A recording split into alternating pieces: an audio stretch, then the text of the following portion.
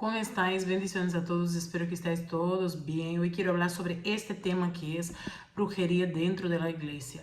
Nosotros a veces pensamos, ¿no? Que porque estamos en la iglesia, un lugar espiritual, el templo de Dios, ahí no puede haber brujos. Y a veces pensamos que estos brujos son personas que practican la brujería al nivel más alto, con hechizos y todo eso, pero a veces hay personas que están ahí buscando una liberación o que ni siquiera saben que tiene este espíritu de brujería en su vida porque lo arrastran de familia. Hay personas que ellas parecen hasta ser personas usadas, pero lo que tienen son espíritus de hechicería, espíritu de brujería, espíritu de adivinación. ¿Por qué? Porque lo arrastran de familia. Hemos visto como pasó con Pablo, que Pablo reprendió a esta chica, ¿no? Con espíritu de adivinación, que cualquier otra persona, si no tuviera discernimiento, iba a decir, wow, esta chica es una profeta, es una profetisa usada. Sin embargo, él, con el discernimiento, él reprendió porque sabía que era un espíritu que estaba viviendo en la vida de esta chica. Por eso la importancia del discernimiento de espíritu, de pedir nosotros al Señor, de nosotros no escuchar cualquier palabra, de nosotros no escuchar cualquier profecía, porque ¿qué pasa? Que eso lo que está contamina la atmósfera, eso contamina a muchas personas, porque hay personas que a veces sin dar cuenta, ellas sueltan conjuros en la vida de otras personas, porque los brujos lo que hacen pues son conjuros, ¿no? Son unas prácticas de magias que hacen para afectar la vida de las personas. Y yo estaba mirando y estaba estudiando y pensando en eso, ¿no? Que es que muchas veces tenemos que tener cuidado de nosotros no estar trabajando para el enemigo. La iglesia tiene que tener mucho cuidado, ¿no? De no estar trabajando para el enemigo, porque a veces el enemigo ya ni trabaja, porque cuando tú hablas la palabra, y Mateo 12:36 habla que de toda palabra ociosa que el hombre hablare, él va a dar cuenta delante de Dios, porque por sus palabras será justificado o serás condenado. O sea que hay una condena por las palabras que se habla, y también puede haber salvación por las palabras que se habla.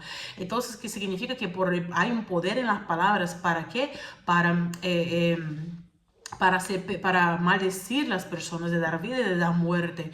Hay un poder en la palabra para poder condenar la vida de otros, tanto la vida de la persona misma como la vida de otros. Entonces hay personas, ¿qué es la palabra conjuro? Es confabular y unirse entre otras personas con grupos para poder hacer daño a otra persona. Claro, hay gente que, ay, no reunimos, no leemos, hay gente que mata con palabras. Entonces hay personas que están matando personas, están matando ministerio y está trabajando con práctica, ¿no? Que eso es una magia blanca, como se dice, es un conjuro. La persona está hablando allá por detrás, por la espalda, uniendo con otras personas y hablando de la otra persona, pensando que eso no está teniendo un efecto en el mundo espiritual, porque lo que están haciendo es haciendo con que se vaya creando alrededor de la atmósfera de la persona que ellos están hablando mal, una atmósfera de ¿qué? De negatividad, porque están hablando, lanzando palabras en contra de la vida de esta persona, cuando la palabra del Señor dice que cuando nosotros nos reunamos, hay que ser para qué, para cánticos, para salmos, para declarar bien, para orar, para interceder, no para estar criticando o burlando. Porque hay mucha burla y crítica, hay tanta envidia, hay tanto celo, rivalidad, competitividad en la iglesia, porque esos espíritus están fluyendo y trabajando, porque a veces las personas dejan legalidad, porque a veces las personas comienzan no tiene intimidad con Dios como para saber lo que Dios tiene en su vida y que lo que Dios va a hacer, y comienza a tener envidia de otras personas, y entonces el diablo pone envidia en medio de la iglesia para poder, las personas están hablando mal de otro o está queriendo coger el manto de otro, la unción de otro, porque tú puedes tanto extraer la unción de otra persona como tú puedes rechazar, porque si tú honras la unción de la otra persona, Dios te va a entregar para ti. Pero si tú tienes envidia y si tú rechazas la unción de la otra persona, tú jamás vas a llegar a tener una unción superior. Entonces, ¿qué ocurre aquí? Nosotros tenemos que entender que hay personas involucradas, hay personas dentro de la iglesia que sí son cristianos, son personas que van ahí toda la vida, pero hay un espíritu detrás de ellas que la influencia para hablar, para criticar. Entonces, ¿qué pasa? Ellas hacen cualquier cosa, pero ellas están contaminando la atmósfera en vez de ayudar, en vez de limpiar. Por ejemplo, vamos a poner un ejemplo así. ellas están limpiando la iglesia, pero ellas están, que no sé qué, que no sé cuánto, porque la gente hace eso, que no sé qué, porque la gente de aquí es así, porque la gente es guarra, es sucia, perdón el palabreado, es una forma para que ustedes entiendan, porque la gente aquí no limpia. Entonces, ¿qué está haciendo? Tú estás ensuciando la atmósfera de la iglesia, tú estás ensuciando tu atmósfera y de la persona que tú estás hablando, porque a lo mejor es verdad que hay personas que dejan sus cosas ahí, pero no lo limpian, y otras personas se olvidan porque de pronto se van rápido, se quedan ahí hablando con otras personas. Bueno, en fin, y eso es para dar un ejemplo. Pero, por ejemplo, puede ser un ministro que va a dirigir el culto o que comienza a hablar. Por ejemplo, la persona no llega a tiempo y ya comienzan a hablar. Es que en esa iglesia las cosas no avanzan por eso, porque la gente llega tarde. Que en el grupo, vamos a poner así, de la alabanza, son así, así, así. En vez de reunir, orar, ayunar. Entonces el enemigo ahí está trabajando su cizaña, ¿no? Entonces ahí ese espíritu de Jezabel que quiere paralizar la obra del Señor, este espíritu que quiere influenciar a la gente para que haya esa suciedad en la atmósfera y Dios no se manifieste. Porque donde hay discordia, un reino dividido no subsistirá, no prevalece, no avanza, ¿no? Entonces, ¿qué quiere decir? Que nosotros tenemos que tener cuidado, ¿vale? Entonces, ahí por otro lado, hay personas que hablan cosas pensando que está siendo hablada por Dios, pero es un espíritu que hay por detrás de la persona que está hablando, ¿sabe? Tenemos que tener cuidado en eso. A veces la persona según ella, está profetizando algo que va a hacer, pero lo que está haciendo es que está intentando robar lo que tú tienes. Tú tienes que tener mucho cuidado en eso. Tienes que tener cuidado. Claro, nosotros estamos hablando de esa brujería, ¿no? De esos conjuros, esas personas que ellas extraen la energía de otras personas, que ellas están infiltradas por el medio, a veces sin darse cuenta, porque los espíritus que actúan en su vida, ellos mismos son los que absorben o hacen esas cosas. A veces ellos no se dan en cuenta porque a veces son personas, ellas son personas atadas y no se dan cuenta. Entonces, ¿qué hay que hacer? Hay que hacer para que Dios libere a las personas de esos espíritus dentro de la iglesia, ¿no? Para que en la iglesia haya una atmósfera, se mueva el Espíritu Santo de Dios solamente en la iglesia. Sin hablar ahora por el otro lado ya de las personas que realmente sí practican lo que son oficialmente la brujería, que son personas que vienen y están ahí infiltradas.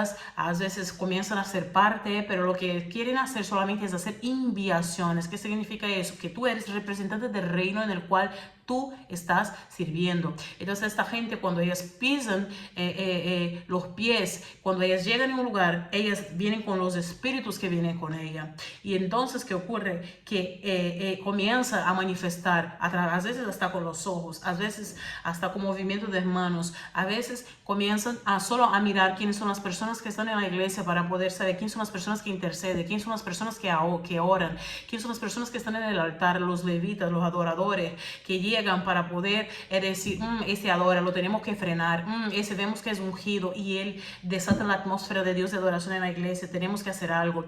Y comienza a observar, enviar espíritu de frialdad, de insensibilidad, espíritu de contienda, de pleito, y luego ve la alabanza, está todo un lío. Luego, si es un predicador ungido, luego el predicador comienza a pasar por lucha, no sabe qué fue, pues porque vino este enviado del diablo, ¿no? Para poder dañar la iglesia. Y a veces es eso. Cuando la iglesia está muy ungida, metida en ayuno, metida en oración, toda la iglesia, ¿qué ocurre? Ellos a veces no consiguen entrar. Muchas veces los espíritus inmundos, o que la persona no se arrepienta y no acepta a Jesús durante el culto, pero se quedan afuera. Pero si en la iglesia ellos ven que hay brechas de contiendas, de pleitos, brechas de líderes, brechas de quien sea, ellos lo que hacen es que ellos entran y comienzan allí a actuar. Entonces, nosotros tenemos que tener mucho cuidado. No solo brujería, como el satanismo, ¿no? Como la hechicería, como los adivinos, ¿no? Una vez yo estaba ministrando y vi que tenía una persona enviada del enemigo que estaba ahí, que vino para poder hacer enviaciones, para poder matarme. Y entonces cuando yo bajé, Dios me permitió que esta persona se acercara a mí y dijera, realmente, pues, no, tú eres una sierva de Dios. Entonces ella me dijo, yo vine con muchos, pero es que no podemos hacer nada, porque yo en ese día estaba ministrando y ella, como ella vino, ella tuvo que volver, ella tuvo que devolverse, y yo sentí de parte del Señor que ella vino, ella tenía armas, ella estaba armada, dentro de su bolso, ella tenía cosas allí dentro, ella intentaba, aún hablando conmigo, yo veía que ella estaba con muchos espíritus, pero ella no vino en el propósito de aceptar al Señor, ella vino con el propósito de dañar. Entonces yo estuve ahí hasta el final. Cuando ella se fue, yo estuve ahí. ¿Para qué? Porque tú eres una autoridad en el mundo espiritual. Tú eres una autoridad, y eso no lo digo para que tú seas orgulloso o eso, no. Tú representas un reino, como yo les he dicho antes, porque hay los representantes del reino de Dios y del reino de las tinieblas. Ellos, cuando ellos llegan, mira, les voy a decir eso, cuando esos espíritus llegan de brujería o espíritus satánicos en la iglesia, siento al Señor aquí, eso sé que va a edificar muchas vidas, quizá muchas iglesias, porque ojo, yo no digo nada aquí por una iglesia específica, yo no digo nada aquí para decir... estoy hablando, porque que es lo que está pasando en mi iglesia y tal. No, y no lo digo para criticar, lo digo para ser de edificación, porque eso pasa en muchas iglesias. Entonces, ¿qué pasa aquí? El enemigo, cuando él llega en una iglesia, él va por los cabezas. ¿Quiénes son los cabezas? Vale, pastor. ¿Quién es el profeta de la iglesia? ¿Quiénes son los profetas? ¿Quiénes son los pastores, o sea, los otros pastores auxiliares, los sacerdotes? ¿Quiénes son los adoradores de la iglesia? ¿Quiénes son las autoridades que hay? A eso vamos. Entonces ellos comienzan a lanzar hechizos, ellos comienzan a lanzar brujería, ellos comienzan a lanzar obras, a hacer cosas satánicas para interferir el culto, para cerrar los cielos de la iglesia. Comienzan a enviar miseria, ruina, pobreza, escasez en la iglesia. Comienzan a querer enviar espíritus de muerte en la iglesia. Pero cuando ellos llegan, el Señor siempre va a usar a alguien para poder, ¿qué? Para poder reprender, para que lo vea. Porque el intercesor, el profeta ve. Entonces, ¿qué ocurre? Que Dios, yo recuerdo una vez cuando yo estaba en la iglesia y el diablo quería hacer algo terrible en la iglesia en este día. ¿Y qué pasa? A los pastores estar de viaje, no estar, ¿quién pasa? ¿Qué pasa? ¿Quién estaba yo?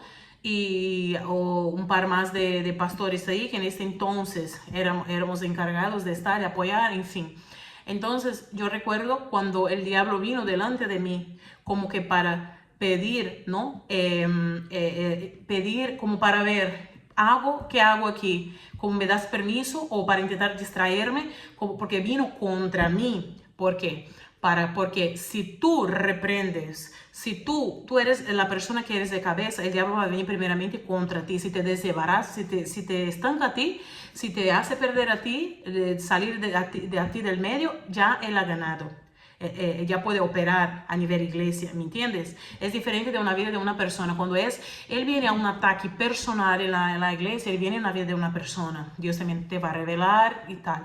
Pero cuando viene a nivel iglesia, un ataque a nivel iglesia, por ejemplo, porque entró un brujo, entró un satanista o entró un hechicero, que en ese día sé que vino, entonces ellos vienen con muchos espíritus. Entonces el mayoral que carga esta persona, o el Señor reprenda al diablo en esta hora en el nombre de Jesús. El diablo no le está gustando de esto. Entonces el Señor lo reprende en el nombre de Jesús. Entonces, ¿qué pasa? Este espíritu mayor de la vida de esta persona viene. Aquí solo podemos operar si primero distraemos o atamos a esta persona. Hay que primero...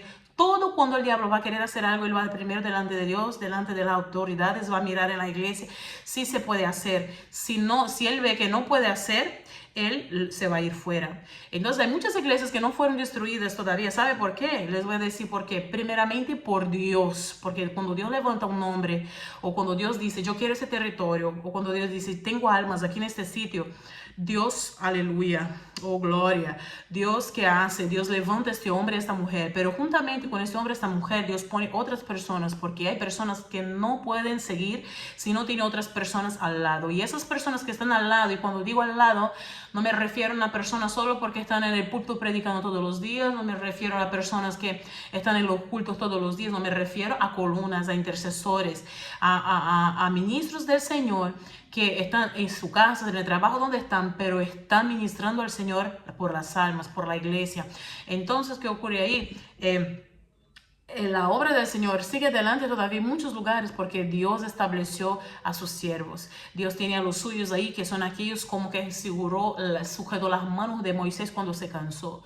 Dios tiene a esos intercesores ahí que miran las operaciones que está operando, le da advertencia a pastores, ¿no? Y se unen en ayuno y oración para que